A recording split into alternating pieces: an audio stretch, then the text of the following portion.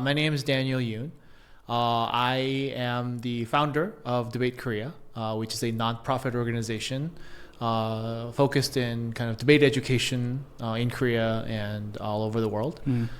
Secondly, I'm also the CEO of Daytrip Korea, which is a platform that introduces the hottest locations and the most trending places and hidden gems that you might encounter or want to encounter in the world. And then I am also a former debate coach, and I also like to meet with people and gather them into different platforms and spaces.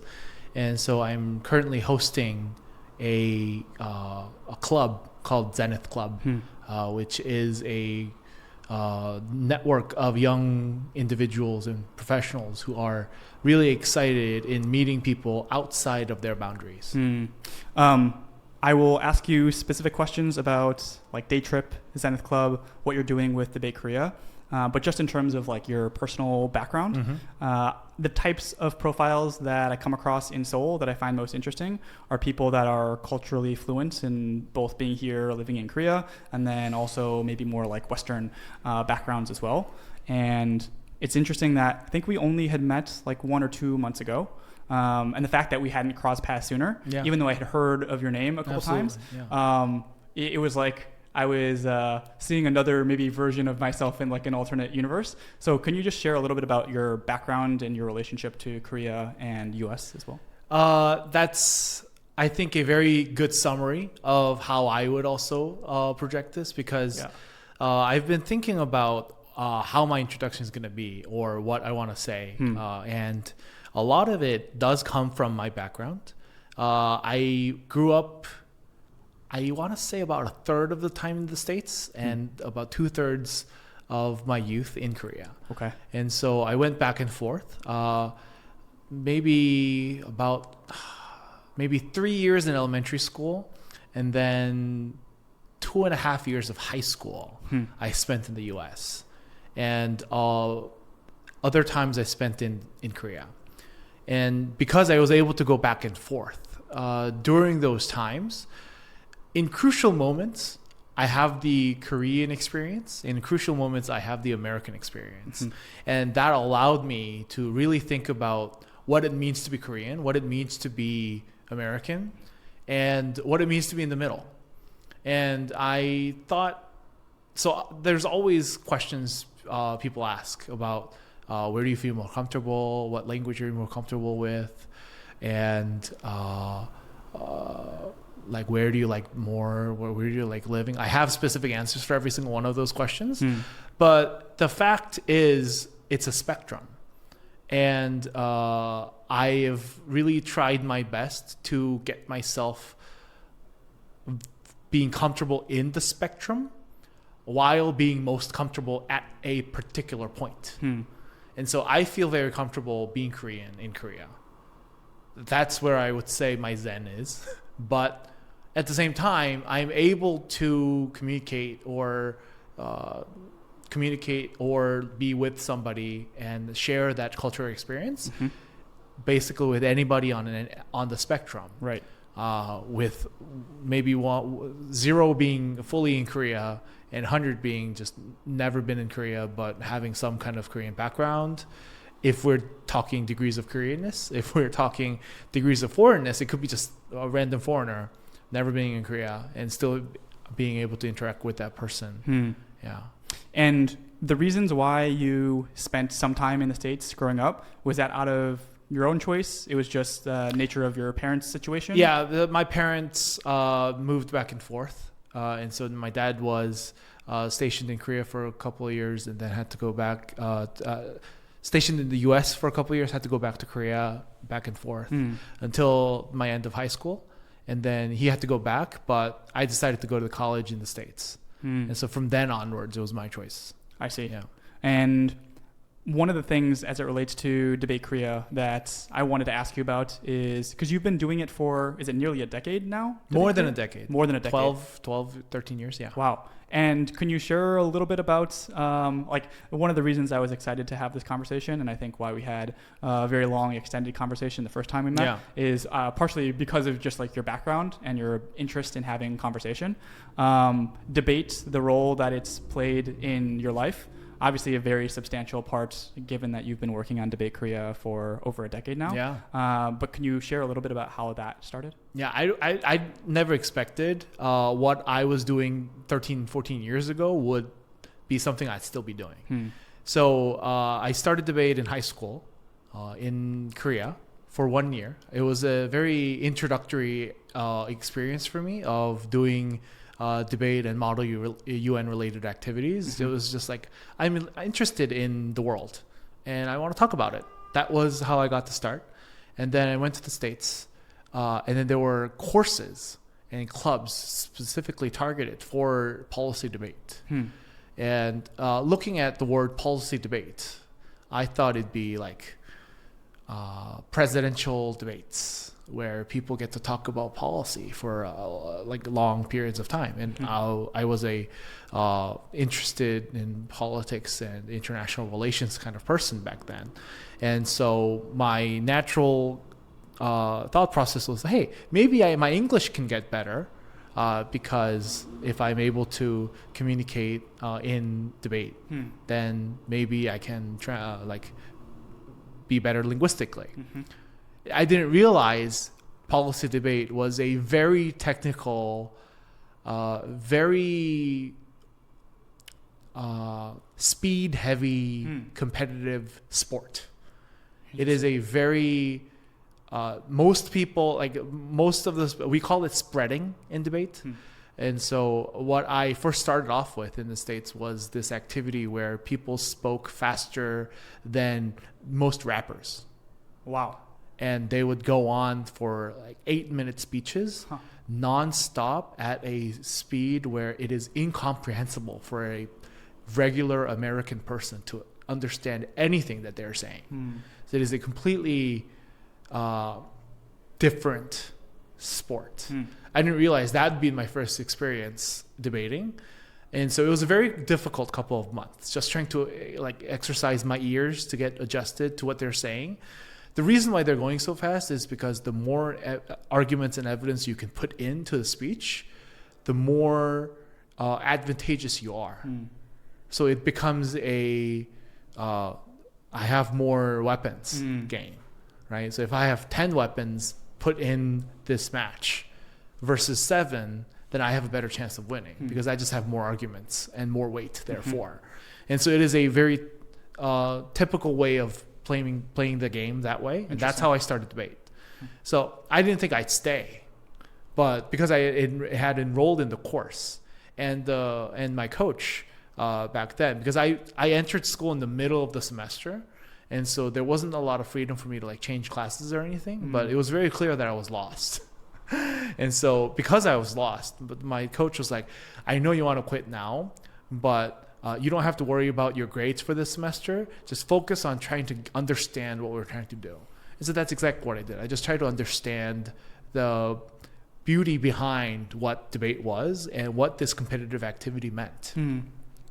And once I got to understand what we're trying to do, it was still very linguistically difficult because I hadn't spoken English that well back then, but had to go on a speed that is incomprehensible, but still needs to be comprehensible for people in the activity in terms of fast speaking.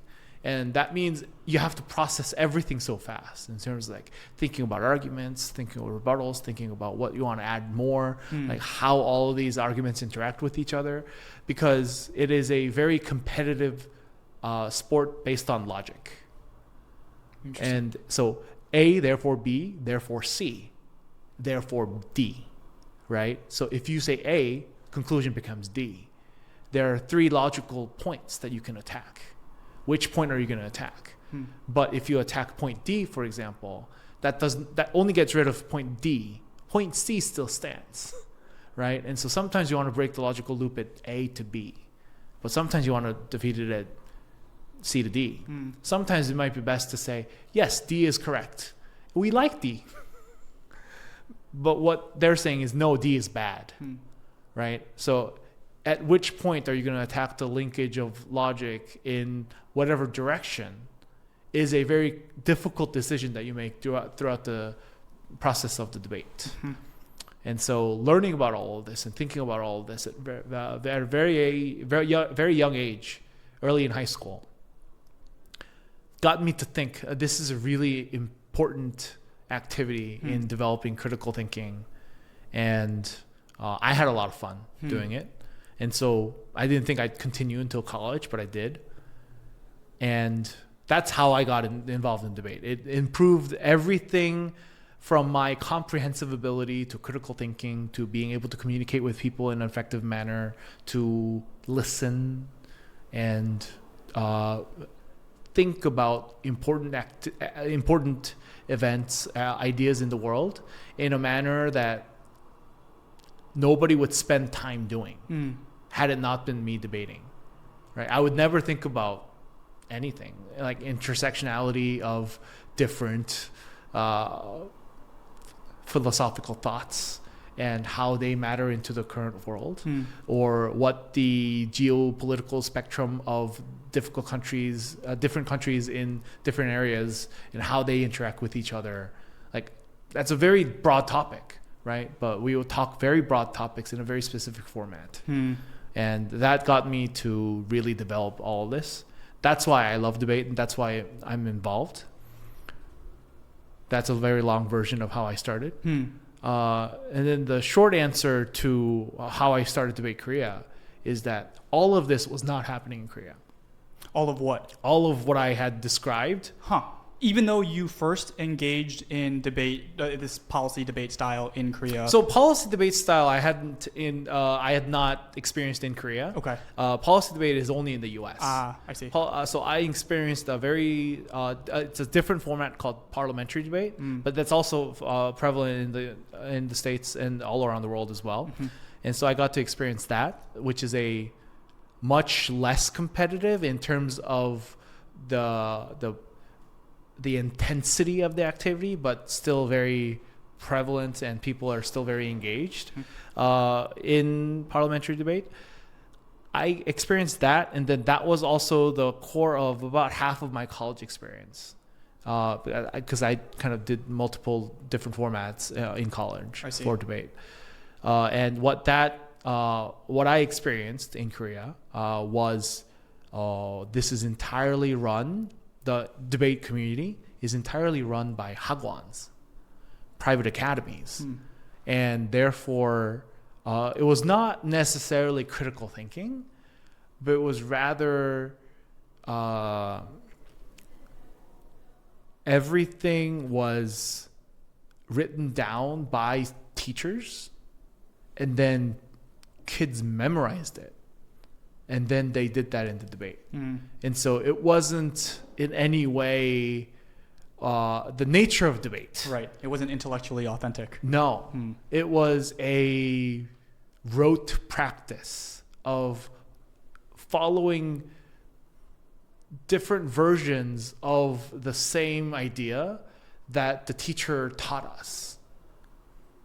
And buzzwords. Right. Which is, and not to criticize it too much, but it's a very Korean thing. It is a very Korean thing. memorize the right answer. Exactly. It is a spit very Korean thing. Yeah. And people would, like, the kids would learn the worst things that you want to learn, right? Like, the idea of debate is not to berate somebody, or it is not to point out all the flaws and say those are the bad things and make like, you have to question the fundamental aspect of things. But instead of doing that, they're questioning the very weakest lines, and somebody might misspoke, or like misspeak a particular sentence. Right.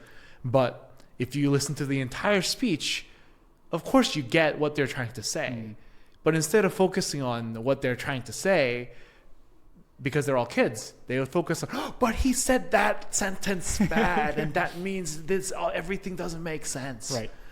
And so it was a completely different world of debate from what I had experienced. And I realized something needs to be done about this.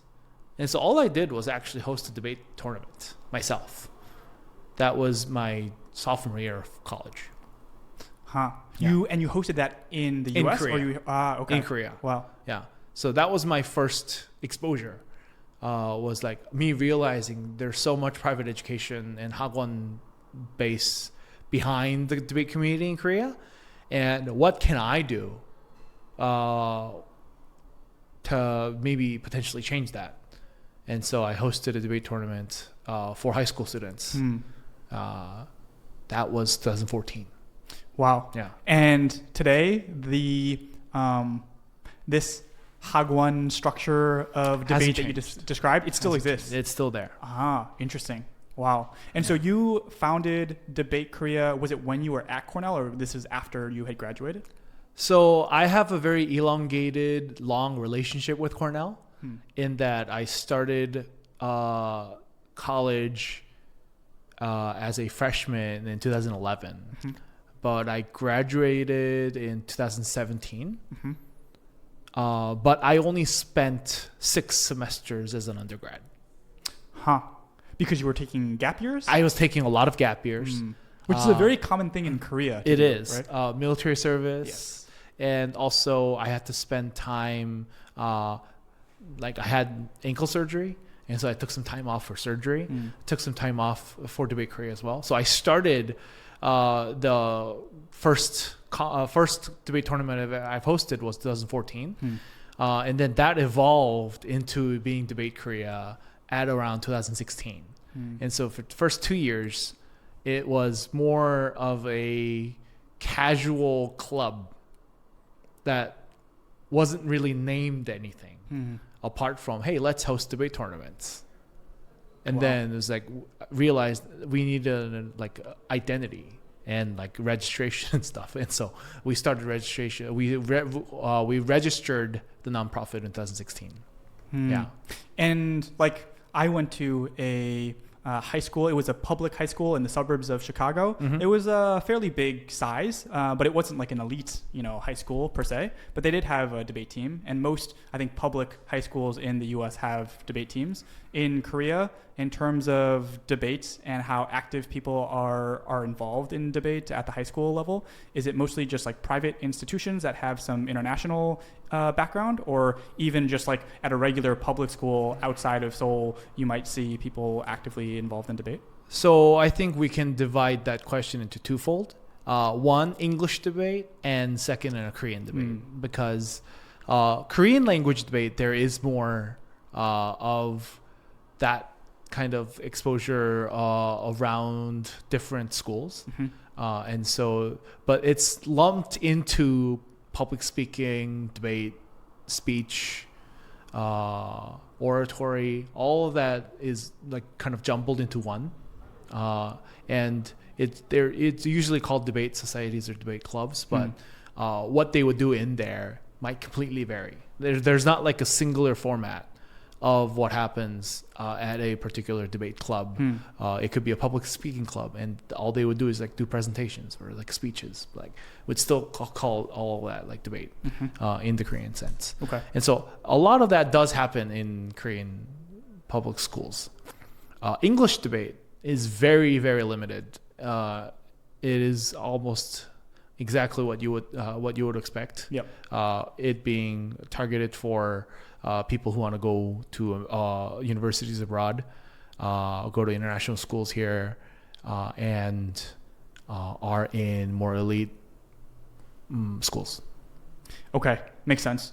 And in terms of Debate Korea, like what it is today and where it started, I mean, you had mentioned that the genesis was partly you deciding to host a debate tournament in Korea while you were in college. Yeah.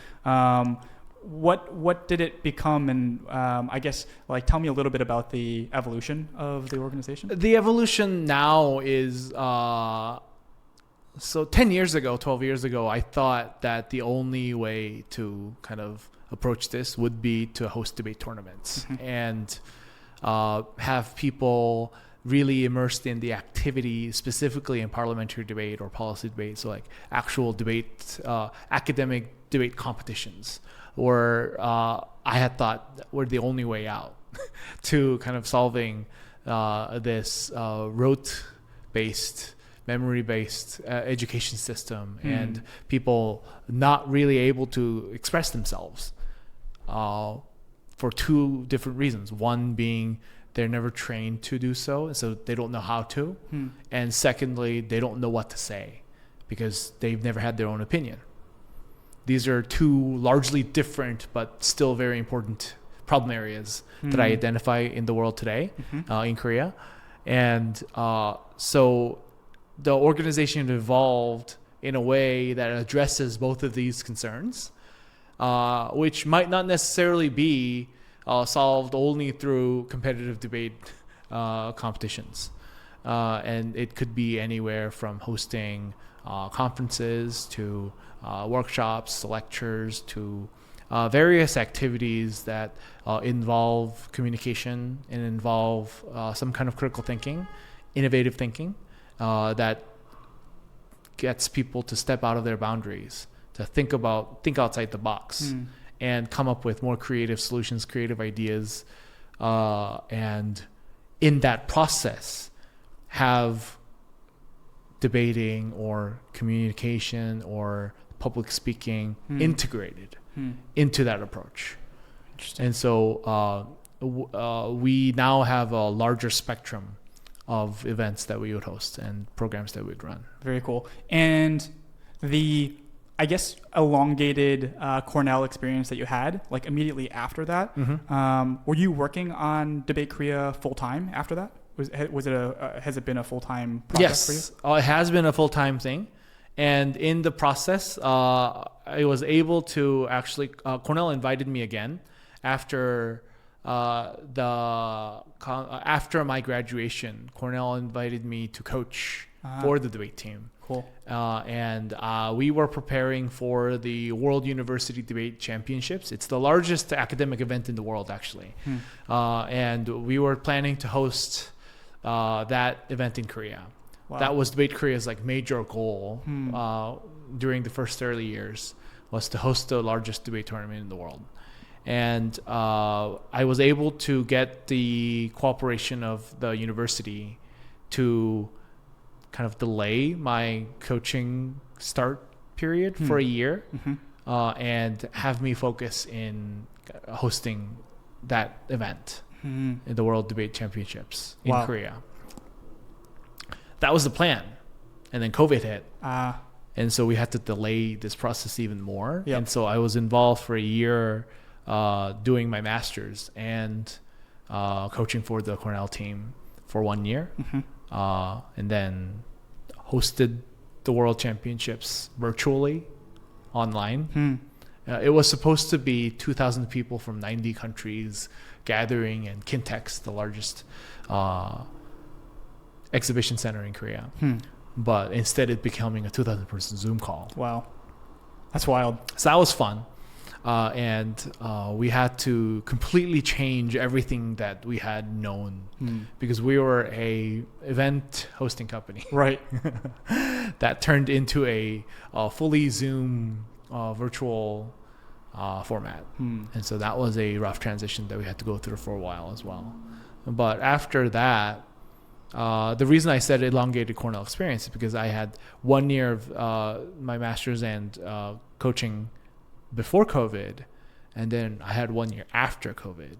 So I went back in 22 and finished in 23 for my second year of coaching and master's. I see. So that was a very long period. The like mission or the impact that you hoped Debate Korea would have, or maybe even still today. Yeah. Like you had mentioned, one of the objectives or goals was to host the largest debate tournament. In terms of the, I guess, like second order effects of building out Debate Korea, like was there some like other ulterior motives, and as it relates to like Korea specifically and the impact it would have on the country and the youth, was there some broader mission? I think the broader mission was really wanting to make Korea think more critically, and people, especially the youth, being able to position themselves in a way that allows them to have more leverage and or more experience, and through that process potentially have more power as well. Because I think youth empowerment is very weak in Korea overall, and it is a very steep hill that youth are expected to climb. And in the process, everybody gets burnt down, right? Like the burnout rate, I think, is so high for all youth that there is a significant problem that accumulates over the educational process of starting from a young age. Now, in Korea, there's the 4세고시, 7세고시, which means tests for 7-year-olds and tests for 4-year-olds, right? Like that's when the education kind of intensity starts nowadays. And so from that early age in early elementary school on to high school and on to college, the pressure that is put on the students to excel in a particular way of education is very severe. I think there has to be alternatives to this. There has to be different ways for people to be able to show their passions, skills, experiences in their own way. But in a lot of ways, Korean society prevents that from happening. And I think that's important for people to have access to different tools that allows them to express themselves. And I think debate is a core function for that. Related to this kind of topic is I wanted to ask you about what you love about being in Korea, and also the biggest pain points, or I guess like the societal issues that Korea faces kind of moving forward. The last time we spoke, we had a lengthy discussion about like both of us are working on projects that hopefully would be beneficial to Korea and its future. But we also kind of reflected on the question of, are we swimming against a current that's too strong, right? The population issue, a lot of the youth societal issues, whether it's depression or educational burnout, just the education system in general, people not critically thinking. I'm curious because you also had mentioned that when you did graduate from Cornell, you kind of could make the decision of whether you wanted to live in Korea or go back, live in the States, maybe find a job there. You decided to be in Korea, I assume largely because of Debate Korea. But can you tell me a little bit about, I guess, your thought process and your feelings towards Korea, both the good and the bad? This is a big question. I think Korea is at its peak right now in whatever level you might ask. And I think that is also comes at a detriment, at a steep cost. Because I think Korea was able to reach this far and reach the peak, quote unquote, by being Korea. But I think being Korea is also why that after this peak, the next 20 years or so seem really dim. And I think maybe Korea will be able to come up with creative solutions to solve the upcoming issues that will be facing. But unfortunately, I think right now the entire country is more focused in how great we're doing right now, and not many people are really focused in so what's going to happen afterwards. Because I kind of consider Korea's method of reaching the top using steroids. I think we had a lot of points where we accelerated the process of our growth in various ways that meant future generations will suffer based on those decisions. And so we are currently reaping all the benefits, whether in whatever industry too, whether it be in semiconductors, whether it be in culture, whether it be in food, whether it be in sports, whatever. I think we're like every single point we are reaching the top, and at a level that is unprecedented in the world. But what's going to happen after 20 years later? I think the population gap will be very difficult to fill, and that will cause so many different societal, socioeconomic problems that I don't think we're ready, and I don't think we have the policies that are in place to solve those issues. And unfortunately, with the decreasing population growth, that's not consistent. And so it's not a problem that will start from today. It has already been a problem since 20 years ago, 30 years ago, of the low birth rate. And therefore, the current youth, there's not enough youth to have political, economic power to fight back. Right. Not under the political structure that exists. Exactly. Right. To fight back against the baby boomer generation, who already have a lot of people, a lot of power, and a lot of any kind of wealth, influence, whatever. Yeah. Like anything that we would call 기득권 in Korea is they have the power and the ability to control policies, directions of the company, and all of them are focused in the current status quo and their futures.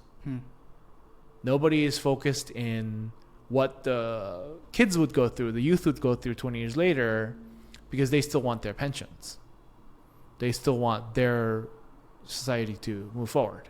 And how wealth is created in Korea and how wealth is distributed in Korea, it's largely based on land and real estate, and that doesn't get transferred. All right, like if it's based on companies or if it's based in stocks, then like the trajectory of different companies would then determine the future of the company or the country, and therefore maybe more business activities might change. But it's largely based in real estate. That's how the Korean economic system is kind of built off of. Is there anything from your perspective, experiments that can be tried that are actually within scope of being possible that could absorb this kind of shock? Or, I mean, obviously the picture that you've painted is quite bleak, right? And it may simply just be the reality of the situation is that it's just too big a wave to surf. But do you think that there are other experiments that can be tried, other initiatives that can be launched to try and absorb the shock of what this blow will be? So I think whatever experiment is done is probably too late, honestly, because there's a very famous YouTube video, Korea is Over, that really highlights and showcases the doom and why that's inescapable. That can't be changed by whatever a certain policy. But if we were to put a point of finger at something that we can do, is the youth in Korea as a group, I think, needs to just wake up and like realize that like this is our future 20 years later, and that we need to do something about it now. We need to think about how we're going to try to live in that world, and we need to prepare for that. So I think it's less of we can prevent it, but it's more of we need to live with it. right? Like, how do we live? How do we prepare for a world, a Korea that is going to be this bleak? We should start thinking now. Yep. And because I don't think demographically Korean youth will ever have an advantage. Right. Because 20 years later, everyone's still going to be alive because of the amazing healthcare that Korea has. Right. Right. And so 20 years later, the vast majority of the people are still going to be alive, but we're all going to age. And so right now, the Korean average age is 44, I think. That like 20 years ago, it used to be 29. Yeah, that's crazy. But now it's 44. And I think 20 years later, it's going to be like 61 or something. That's the official projection. And so 20 years later, we're going to be living in a country that the average age is over 60. And we're going to be in our 40s, and we're still going to be following what our older generation is leading. Right? Like, politicians will be that old, and they'll still be old. It'll be a very, very, very aging society. Yeah. With the core policies being more focused on welfare and how to cope with old age, instead of it being youthful, energetic, innovative. That'll all be gone. Yeah. It's with K-Bridge, and even in naming it K-Bridge, it's quite open-ended in terms of the bridges that I'm trying to build. One of the obvious ones is as it relates to like overseas Koreans that are here, right?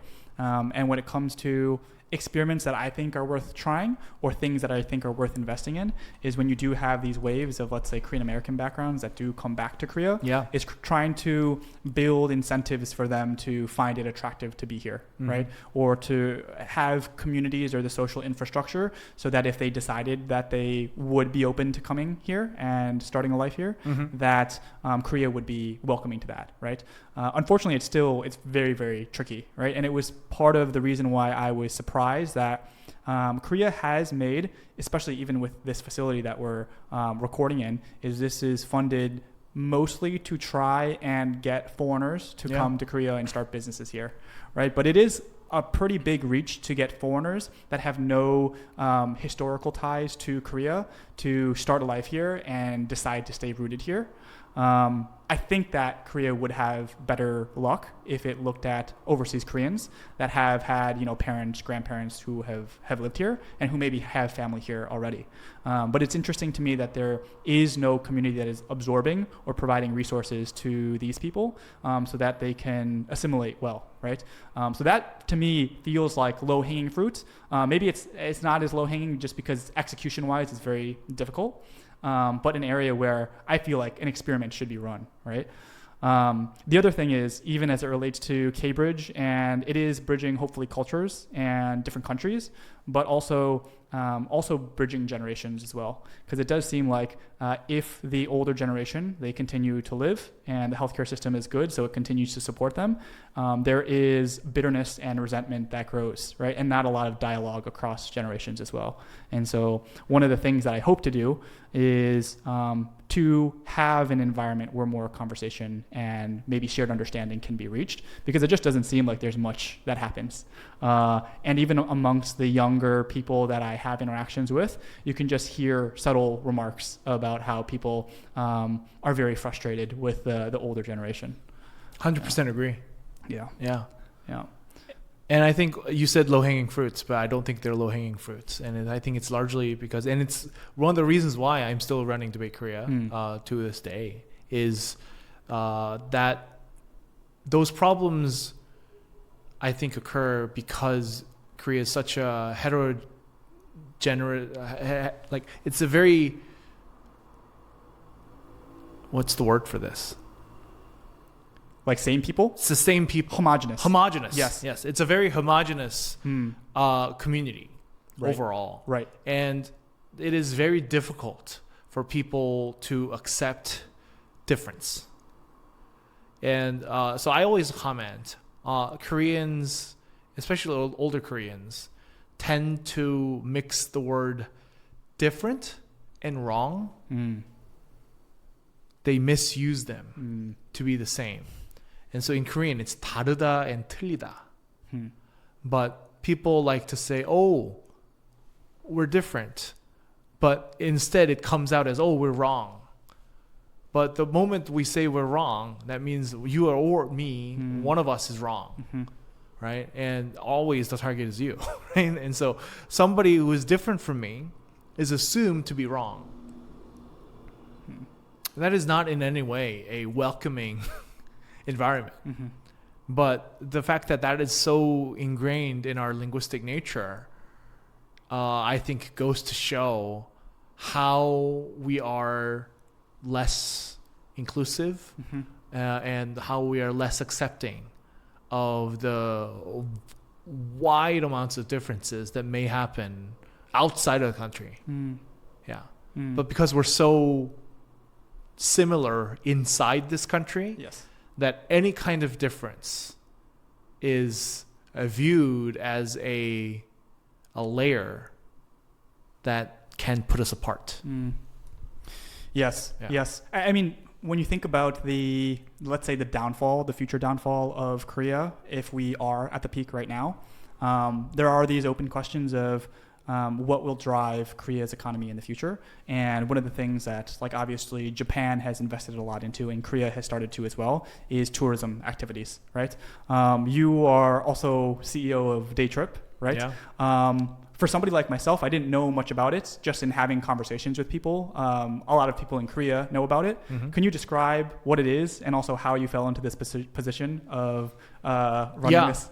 So Daytrip, what we try to do is we try to find essentially where people want to go and how easy that information is has been difficult because everybody wants to go to a hot place, a trendy place, Right. something that gives people a great experience.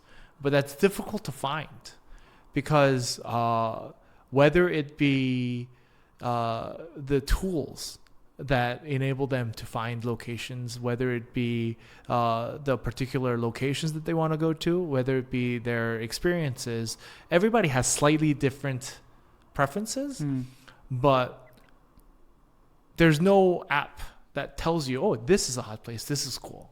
But that's what Daytrip was, and that's what Daytrip aims to do, is direct them to find locations that not many people might know about, but once they go, they realize, oh, this is such a hidden gem, this is such a wonderful place. And we look at reviews and we look at different stars, right? But that's been meaningless. Like now we are at a stage where reviews are meaningless, or we're at a stage where the stars are meaningless because it's all done by people getting free stuff, right? Like you leave a positive review, you get a Coke, right? Like that's how this industry is run now. Right. And all the blog reviews are also, hey, come eat for free. We'll give you a blog review, right? And so it's not necessarily the most accurate information. It's not the most trustworthy. And it might not reflect what the exact location is. Like all the reviews don't necessarily reflect the experience that they might have. Right. And so our goal is to make sure that people can find the most popular, most trendy, but at the same time could be not popular, but very interesting, have a fun experience, and people might want to share it. And so we all call that a highly curated location or a highly curated activity or an experience. And so we try to make sure we have about 80 curators in Korea, 200 all around the world, who are constantly going around and finding these top locations and sharing them. Huh. Interesting. Yeah. So it's these curators where a lot of the information or signal on trendy places is being fed, right? Yeah. Okay. Because like there's, I think it's called Good Arts Law and like the historical example that's used is there was, I think, like a cobra outbreak, some city in India, maybe it was Mumbai, and they were trying to figure out like, okay, what do we do to stop this cobra outbreak because they're just being, they're proliferating, right? And then the solution was, okay, we'll have a bounty for everybody that kills a cobra, right? And so that was the original metric, right? And then what happened was you had these individuals start breeding cobras, right? Yeah. And so it was the original signal or the like metric that was used to try and stop this problem stopped being the signal was no longer working, right? And there's more cobras in the world now. Yes. And it's the same thing with the reviews, right? I agree. It's like originally the reviews, they were sending signal, value, all this stuff, but over time, because people are optimizing for this metric, it stops having the same signal value that it had. So now every location has a 5-star. Right. And for those that don't have a 5-star, it's not because their experiences are particularly bad, but it's because there's some 1 or 2 bitter customers, right? And also like I also think like the ranking system is like the review system is very flawed because it empowers people to give 1 stars or demand service, or if not, get a 1 star. Right. And so like how these businesses deal with these quote unquote black consumers are a real issue because I see real people just like demanding those services for better reviews. If not, I'm going to give you a 1 star, and that 1 star is going to hurt you badly. So you better listen to. So like it's the customer trying to take more than just the regular service. Yeah. The reason I first had heard of you was because you were organizing these Zenith Club events. As somebody who I had never hosted events before I started Cambridge, and then last December I hosted my first event, and it's a lot of work, a lot of effort. You have obviously a lot of event hosting experience just from the Debate Korea involvement, but can you share a little bit about what you've done with Zenith Club, how it started and what it is? So Zenith Club actually started on a very personal level. It's so now I got married and had my first child. And after I had my first child, there was no free time to do any social activity whatsoever. But I had been a very social person, and I couldn't necessarily just give that up. And so what I decided to do was we were leaving for the States to go back for my 1 year of finishing my master's. And so before I left, I wanted to say goodbye, but I couldn't say goodbye with a first baby that's newborn, less than 100 days old, right? And so I figured out I could probably excuse one night and invite everyone I know that I want to kind of say goodbye to and just host a party. That's the beginning. That's the very beginning of me trying to meet everybody and say goodbye all at once. And then people loved it. People thought it was nice because not many people knew each other. They just knew of me. And so like I was the only mutual person, but I was like then the host. Like, hi everybody, this is this guy, say hi. Right? And so that's how the first event happened. Then I went to the States, came back. And then now I needed a time where I say hello again. Hey, I'm back. And so I gathered another group of friends, very similar from the previous group, but also with new people as well. And so it started off as like a group of like 50 friends. Wow, very Yeah. cool. And the frequency with which you were hosting these gatherings, like it was every few months, or is just whenever you felt like a occasion was worthwhile? The beginning of all this was I started one, and then it took a year long gap because I was away in the States, and then did one once I came back. Yeah. And then I realized if more people want to come to the event, they should probably be able to come without knowing me. Because the first two events, it was not named anything. It was just farewell party and like hello party, right? And so I thought of Zenith Club as like a cool sounding name where people might be interested in coming without having to know who the host is. And so I opened it up to anybody, and anybody could bring anybody. But as long as they're excited about meeting somebody that is outside of their professional realm, because one of my goals in Zenith Club is to have people coming from as many different professional backgrounds. So somebody might be in one particular sector, but then meet somebody in a completely different sector, because you're able to meet people within the same professional group. Right. Many different opportunities there, but not a lot where you can meet somebody really from a different background. Yep. And so, in one table, you might have a lawyer, but then have somebody who's in food and beverages industry, and somebody who's in sports, and somebody who's broadcasting. Right, like these are all very different backgrounds. But then they're here, and the moment they start chatting, they'll realize, oh wow, that is a lot of insights that I never thought I'd gain from my field. Yeah, makes sense. Yeah, and this is a big reason why I have tried to keep Cambridge as open-ended as possible. I love when I have a conversation with somebody in one industry or background experience, and then I have another conversation with somebody completely different background and experience, and then I can have some insights about the conversations and the learnings and all of that stuff. I think that's really magical, and it doesn't happen too often here in Korea, which is why I suspect a lot of people had mentioned Zenith Club to me, and also why I suspect some of the Cambridge events that I've hosted, they stand out. One, because the events that I host are English first, but then it is a different type of culture that comes with that dynamic as well. Whereas if I was doing this maybe in like San Francisco or New York, there's a lot of other events that happen. So, exactly. Korea has a different vibe. Yes. And I think being able to tap into that different vibe and yet still being able to kind of bring out people's insights, I think is something that Cambridge is special in being able to do.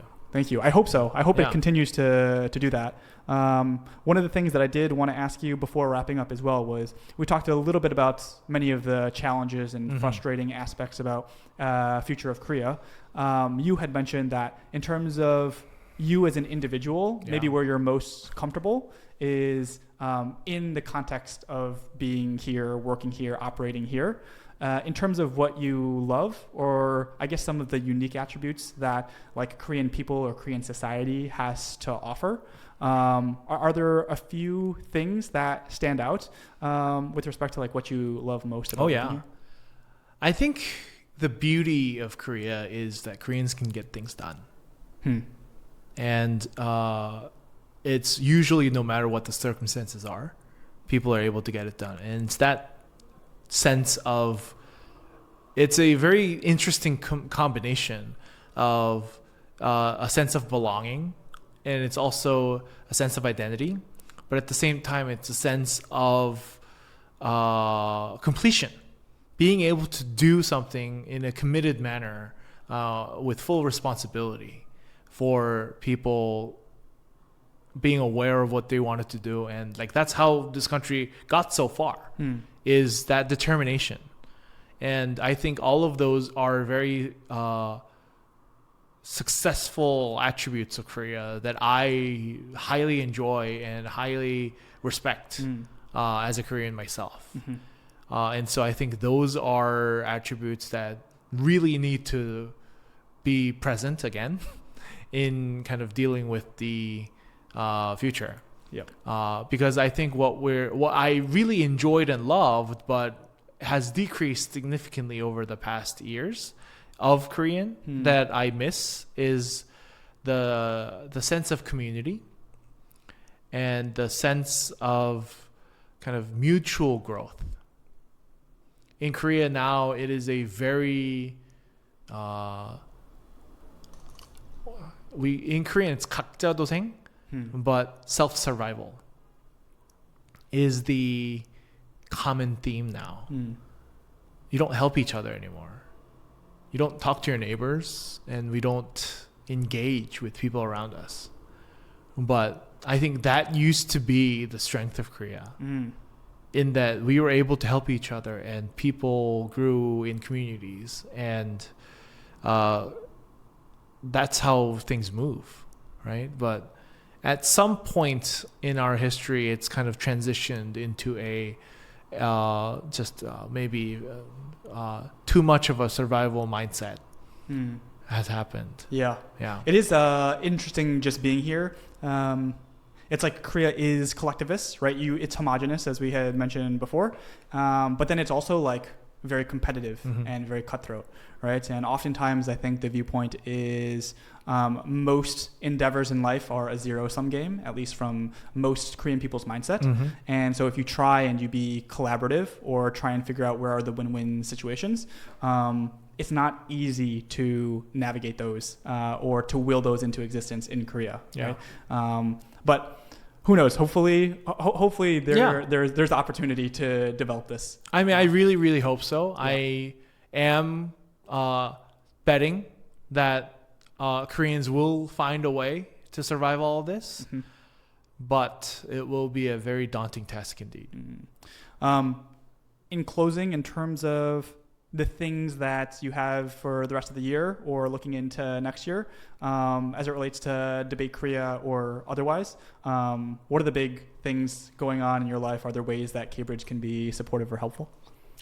So we are, Debate Korea is hosting a international youth conference with the United Nations Research Institute for Social Development and MBC, broadcasting company in Korea. Wow. And Eunpyeong District and Hanyang University.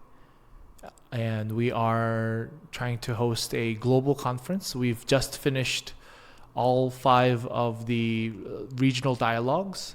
There is a 6th regional dialogue in Korea. And then we'll gather around maybe 200 global youth who have gone to these regional dialogues and be selected by the peers who are in each of the regions to represent their own countries and regions at the main conference in late October in Korea. Very cool. And we hope that we can kind of grow these global leaders who are young individuals who are making some kind of change, some kind of contribution, some kind of innovative action in their own fields, in their own respective countries, to really create a new network of people who are empowered voluntarily through the youth network. And I think maybe we can work together with Cambridge as well in kind of creating this new